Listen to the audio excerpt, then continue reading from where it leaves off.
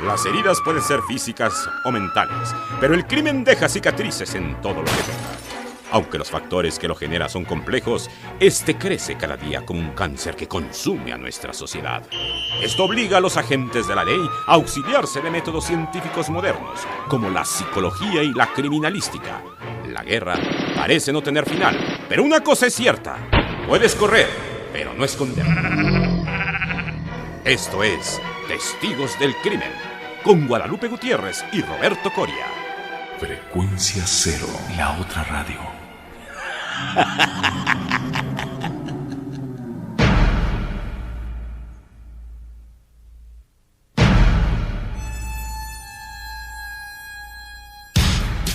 Chicago, 1931.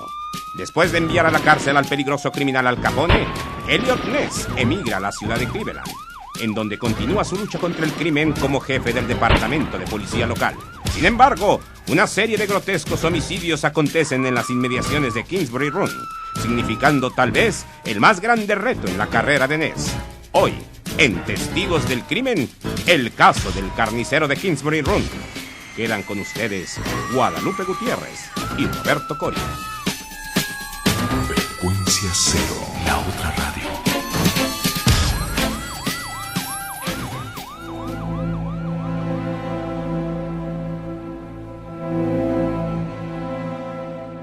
Después de escuchar esta emocionante y apasionante cápsula, estamos nuevamente en estos micrófonos, Roberto Coria y Guadalupe Gutiérrez, quien les damos la más cordial bienvenida aquí a Testigos del Crimen. Les recordamos nuestra vía de comunicación. Pueden escribirnos a un mensaje en nuestra página web www.testigosdelcrimen.com.mx o bien dejar su mensaje en nuestro correo de voz 2455-5099. Y el día de hoy, querida Guadalupe, tenemos un programa muy interesante porque, pues bueno, nos quedamos cuando vemos las películas y los programas de televisión sobre Eliot Ness y los Intocables, nos quedamos con, bueno, ¿qué pasó con Eliot Ness, no?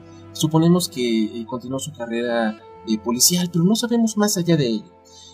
Pocos saben que Eliot Ness, después de capturar a Al Capone, se enfrentó a un caso terrible, que es precisamente el del carnicero de Kingsbury Run, donde comenzaron a aparecer una serie de crímenes terribles, cadáveres mutilados, y pues significó el reto mayor. Eliot Ness, cubierto de gloria, como casi como un héroe nacional, de repente se enfrenta a un criminal nuevo. Claro, porque bueno, arrestar a Al Capone le otorgó gran mérito en toda la región estadounidense de costa a costa, ¿no? Y de punta a punta. Y entonces, como él ya había limpiado, digámoslo de alguna forma, la ciudad de Chicago de tanta corrupción, de tanta maldad, de los delitos, etcétera, bueno, lo llaman a Cleveland, en donde, bueno, no estaba igual que Chicago. No cantaban tan mal las rancheras. Pero, exactamente, ahí habían cosas también bastante turbias, en donde, bueno, la corrupción igual se daba en altas esferas, se daba también a la altura de la policía, etcétera. Entonces, lo llaman a él para que los apoye, para que los ayude, para que empiece a limpiar la ciudad. Y bueno, surgen estos asesinatos, estos hallazgos demasiado, terroríficos, ¿no? Porque el primero que encontraron en 1934, encuentran el torso de una mujer completamente, simplemente es el torso, a la cual le dan el nombre de la Dama del Lago. Hasta la fecha la mujer extraoficialmente es señalada como el primer crimen de esta serie de asesinatos, y vale la pena mencionar por qué conmocionó en este momento. Ubiquémonos históricamente. Estados Unidos acaba de superar la era de la depresión, esta crisis económica terrible que sacudió a prácticamente todo el mundo. También la ley de prohibición que originó toda esta guerra de bandas en Chicago se derogó, con lo cual pues encontramos una situación de Estados Unidos pues un poco más apacible, comienza a restablecerse un poco el orden. Claro, aquí empiezan a tener ya la esperanza de poder salir adelante, a pesar de que están todavía mal económicamente, porque el golpe de 1929 se siente todavía. Claro, están completamente resentidos, pero guardan una parte de esperanza y de decir, vamos a poder, vamos a empezar a trabajar, y muchos de los comerciales y de los anuncios y de la publicidad que se hacía en corto, en gran escala, etcétera, era hacia este fin, hacia levantar el país. Exactamente. Y es por eso que en este entorno el hallazgo de la Dama del Lago provoca pues, horror en la opinión pública. Sin embargo, pues la policía pensó que había móviles pasionales, que había móviles de venganza detrás del hecho. Nadie identificó o reportó personas desaparecidas. Entonces, pues el caso se le dio carpetazo, permaneció como un crimen sin resolver y directamente va esto a significar pues tal vez el precedente de toda la ola que hablaremos más adelante. Y sobre ello hablaremos después de esta pausa.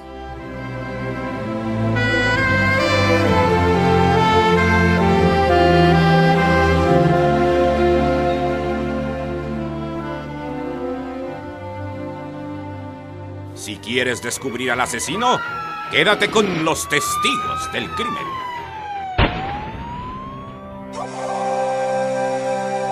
Si de pronto piensas que la vida se convierte en un laberinto, atrévete a fortalecer tus relaciones. noviazgo, pareja, matrimonio, comunicación, familia, desarrollo, hijos y educación. Porque la familia es el sustento de la pertenencia y seguridad. Acércate a Formación Integral de la Familia en el 5295-2228. Juntos encontraremos las herramientas que necesitas para llegar a la solución. Continúa descubriendo pistas con los testigos del crimen.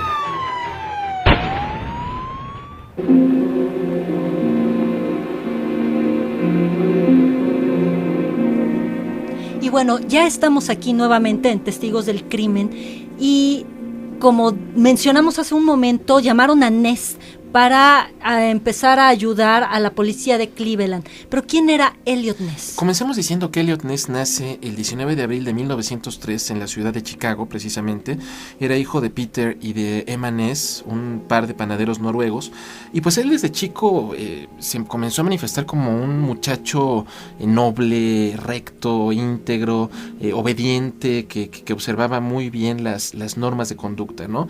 Alumno destacado, estudia en la Universidad de Chicago, se gradúa en Administración de Empresas en 1925, posteriormente hace una maestría en Criminología, cuestión interesante, y pues aquí es como comienza de alguna manera su vínculo con la ley y el orden. El hombre es influenciado en 1926 por su cuñado, por el esposo de su hermana, que era un agente del FBI. Claro. Aquí estamos viendo que Eliot Ness estaba inmerso en un mundo de reglas, de leyes, de normas, ¿no? Y esto es algo que lo caracteriza y es algo sumamente representativo en cuestión de su vida futura dentro de Los Intocables, en hacerle frente al crimen, a las prohibiciones, a lo ilegal, a todas estas cosas que para él son sumamente importantes. Digámoslo así, desde términos psicológicos, diríamos que Eliot Ness se maneja con un super yo muy, muy rígido. ¿Qué quiere decir esto? Super yo está manejado como una instancia psíquica. Esto es un nombre que se le da para ubicar. ¿Qué es el super yo? Es en donde se depositan y en donde se ubican las normas, las reglas, el deber ser, todas estas cosas importantes que nos van a decir esto se vale, esto no, hay una consecuencia, hay un castigo o hay un premio. Él le da muchísima importancia a esto y sobre eso va rigiendo cada movimiento de su vida, lo cual también es algo que va a ser favorable, pero también va a ser desfavorable para el buen Eliot Ness, ¿no? Pues resulta que es de esta manera como el 23 de septiembre de 1935 ocurren los primeros hallazgos oficiales de víctimas del carnicero de Kingsbury Run.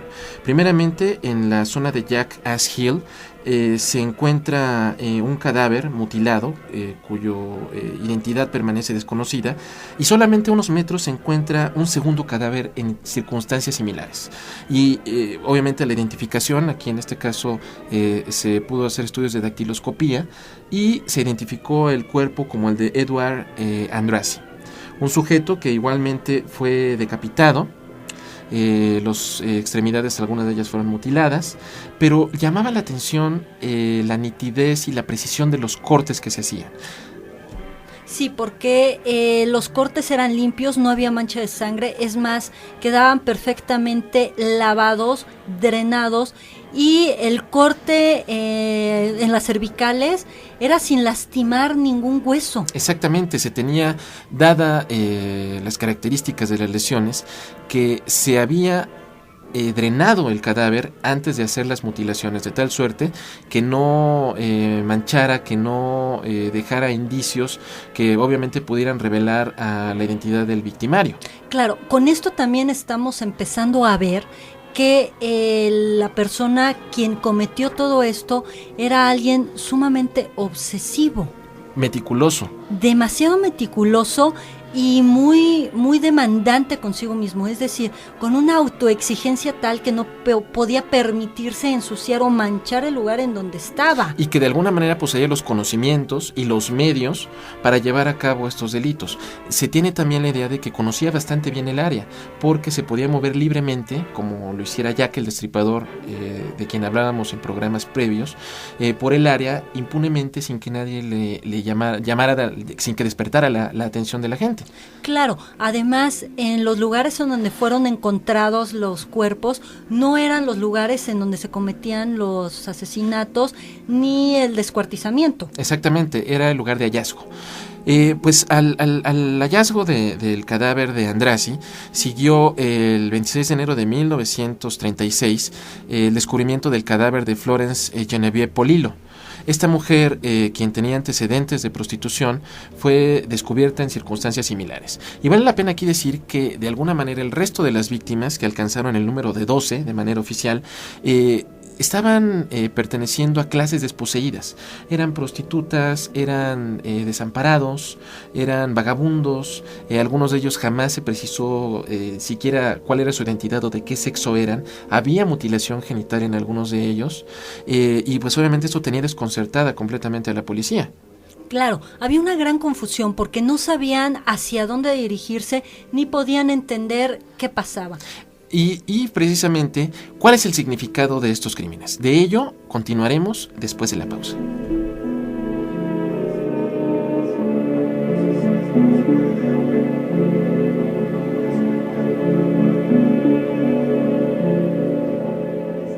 Si quieres descubrir al asesino, quédate con los testigos del crimen. Para usted, amigo exigente, acostumbrado a la alta fidelidad y los buenos programas de radio, Frecuencia Cero le ofrece la solución que buscaba. Frecuencia Cero, la otra radio. Donde usted y su familia en todo momento podrán escuchar sus programas favoritos en cualquier reproductor de MP3. Oye, hijo, ya deje ese aparato, suéltalo. Escúchelos ya, en el automóvil, hogar u oficina, incluso en un día de campo. Ya lo sabe, podcast La Otra Radio. Encuéntrelos en frecuenciacero.com.mx. Hijo, ven acá, que te estoy hablando, apágale ese aparato. ¡Ven acá, pequeño demonio! Continúa descubriendo pistas con los testigos del crimen.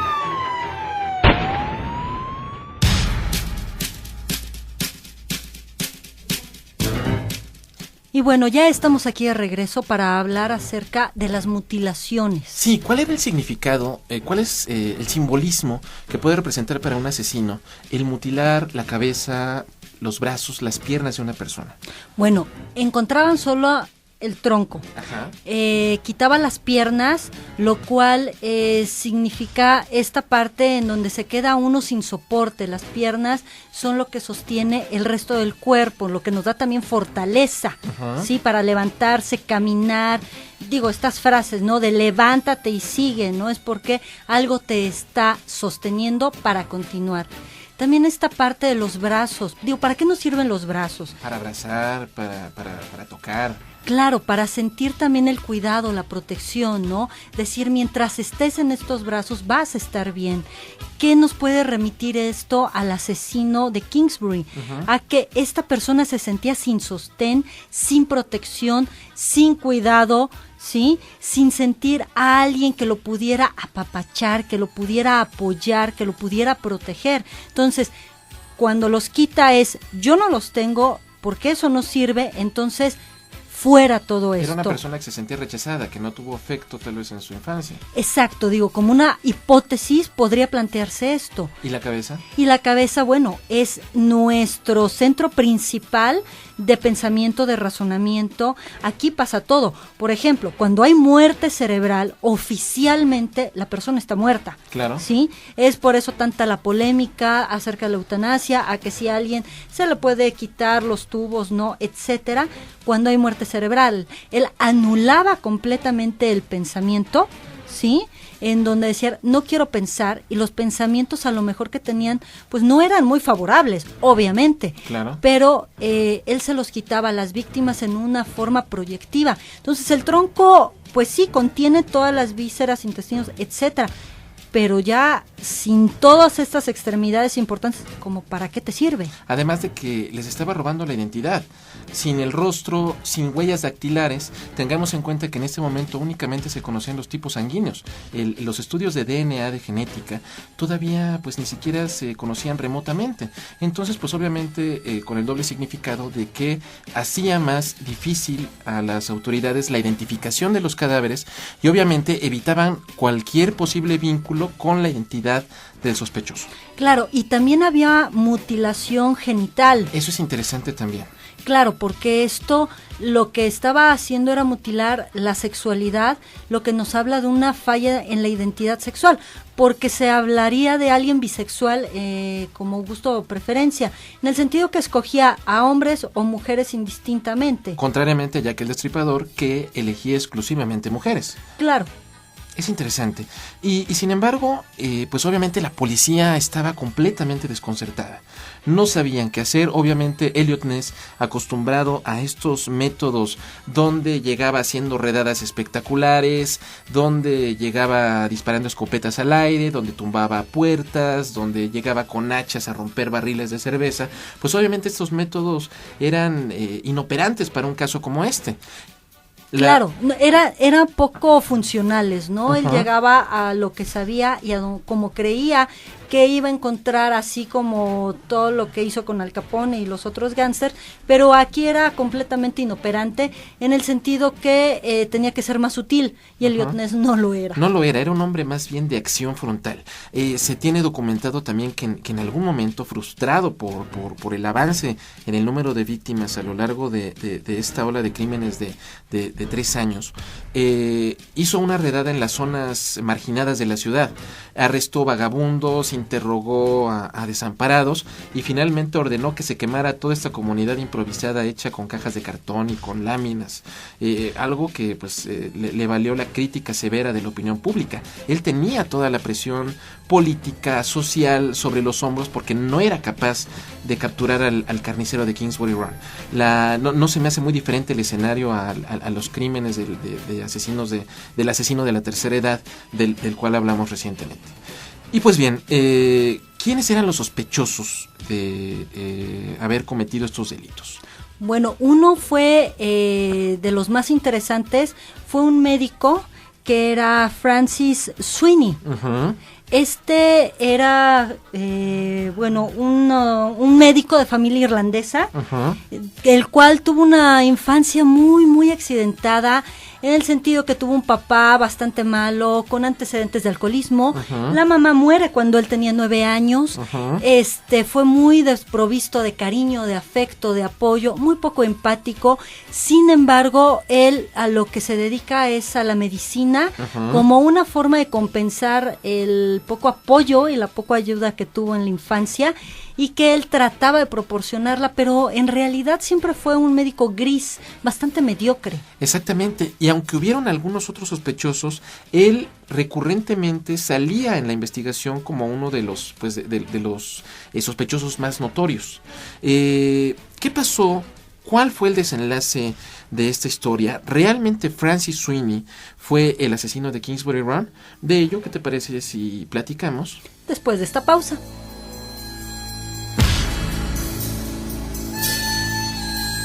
Frecuencia Cero, la otra radio. Si quieres descubrir al asesino, quédate con los testigos del crimen. Escucha, ya está en calma. Tu iPod ha vuelto a la normalidad porque le has dado lo que necesitaba. Frecuencia Cero, la otra radio. La primera propuesta formal de producción de contenidos podcast en México. Frecuencia Cero. Continúa descubriendo pistas con los testigos del crimen.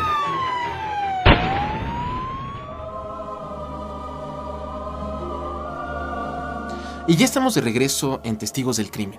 Y llegaremos a la conclusión acerca del caso del asesino de Kingsbury Run. Pues el doctor Francis Sweeney prevalecía como el sospechoso más importante de haber cometido estos brutales asesinatos. Pues finalmente, pues prácticamente en un callejón sin salida, Eliot Ness decide pues practicar algo poco ortodoxo. El 23 de agosto de 1938, en una suite pues bastante lujosa de un hotel en Cleveland, Eliot Ness cita a Francis Sweeney y realiza un interrogatorio del cual no se tiene un registro exacto de las preguntas que se hicieron.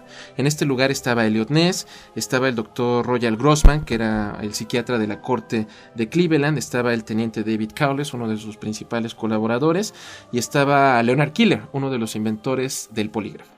Y pues comenzaron a hacer una serie de preguntas a Sweeney, lo interrogaron durante más de 2 horas, y aunque el polígrafo, que vale la pena hacer la mención, que es comúnmente conocido como el detector de mentiras, un artefacto que registra variaciones en el ritmo cardíaco, en la reacción de la piel, en la respiración, etcétera, etcétera, lo cual permite detectar cuando una persona miente, Sweeney lo pasó. Logró engañar al polígrafo. No obstante, el doctor Keeler le dijo a Eliot Ness: para mí, este sujeto es el asesino.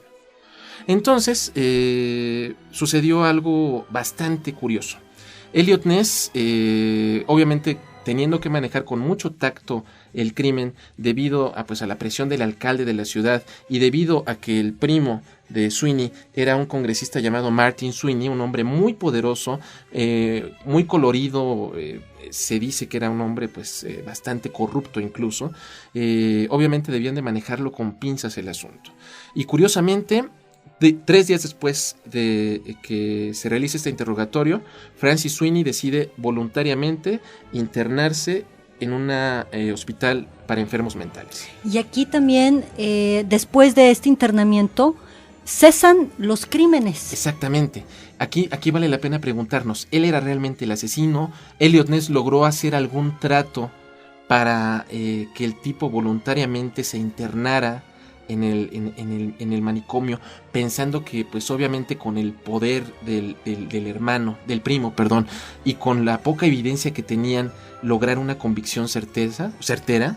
Bueno, en realidad eso no se sabe a ciencia cierta, porque también la manipulación que se hizo de la evidencia, de la poca que había y con los métodos que tenían en ese momento, se fue tergiversando, se fue perdiendo, se fue cambiando, de tal manera que quedara lo más limpio Francis Sweeney, pero en realidad no se sabe, y Eliot Ness siempre se quedó como con esa piedrita en el zapato de no haber resuelto de una manera contundente, así como lo hizo con Al Capone, este mismo caso de Kingsbury Run. Significó un fracaso para él y de alguna manera aquí inicia su declive.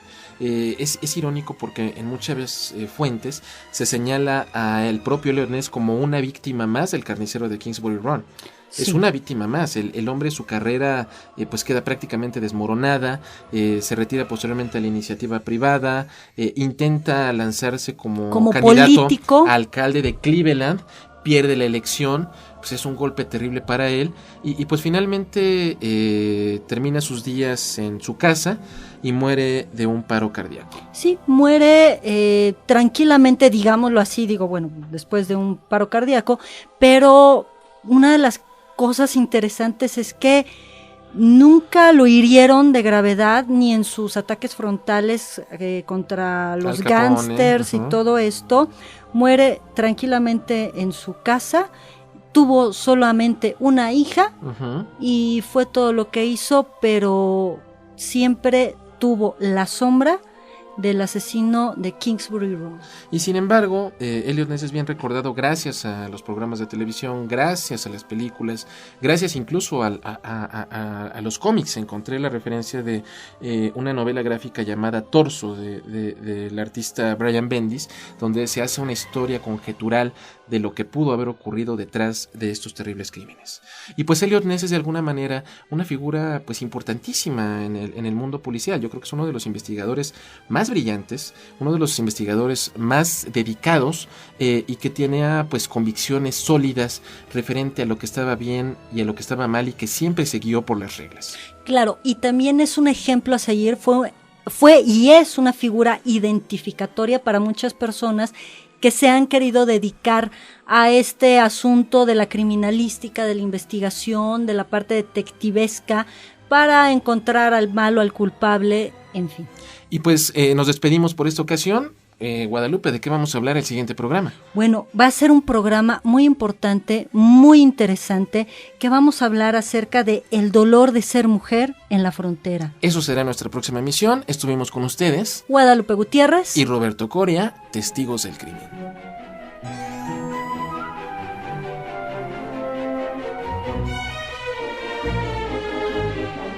Frecuencia Cero, la otra radio.